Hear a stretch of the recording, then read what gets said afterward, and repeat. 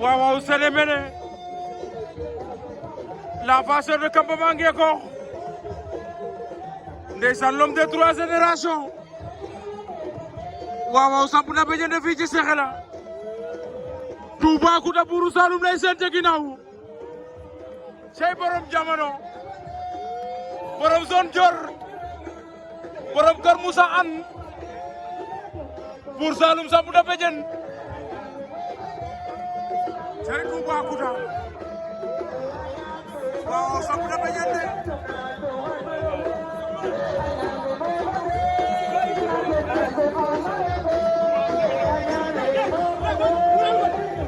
ndeysaan Sélé ngoog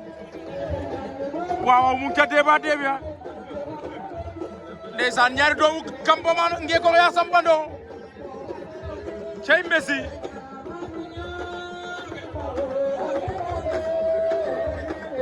ndeysaan talal na Senghor rek ci ñeenti xible ya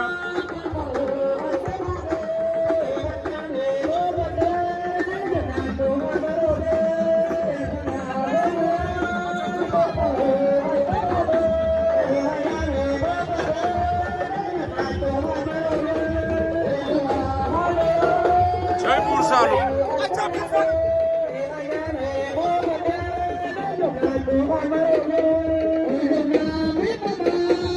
ndeysaan Toubacouta ngoog